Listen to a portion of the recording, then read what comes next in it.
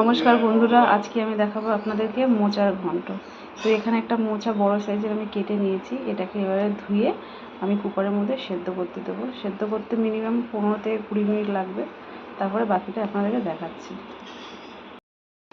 এখানে মোচাটা নুন হলুদ দিয়ে ভালো করে আমি সেদ্ধ করে নিয়েছি। প্রায় 20 মিনিট সেদ্ধ করেছি। তাহলে হলুদ আর নুন দেওয়াতে কষটা ভালো করে বেরিয়ে যায়। আর এখানে আছে একটা আলু আমি ছোটো ছোটো করে কেটে নিয়েছি, আদা বাটা আছে, একটা কাঁচা লঙ্কা আছে, আর টমেটো কুচি, আর এখানে আছে ভোগ চাল মানে গোবিন্দভোগ চাল ভিজিয়ে রেখেছিলাম। আমি কড়াতে সর্ষের তেল দিয়ে দিয়েছি পরিমাণ মতন। আর এখানে আছে গোটা গরম মশলা, জিরে আর তেজপাতা। তেল গরম হয়ে গেছে, আমি দিয়ে দিচ্ছি এটাকে।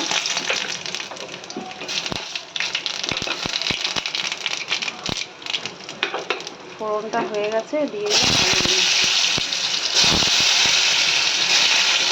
আলুগুলো দিয়ে একটু ভালো করে ভাজতে হবে। এখানে আলুটা লাল হয়ে এসছে, দিয়ে দিচ্ছি এখানে ভোগ চালটা। চালটা দিয়ে একটু ভাজা ভাজা করতে হবে।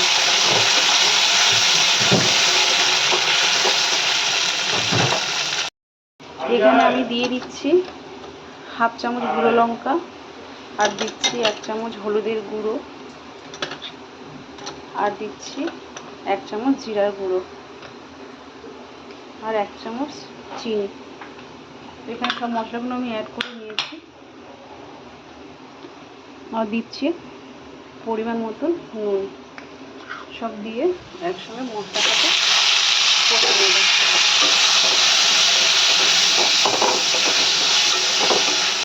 মশলা কষা হয়ে গেছে, এবারে দিয়ে দিচ্ছি আমি মোচাটাকে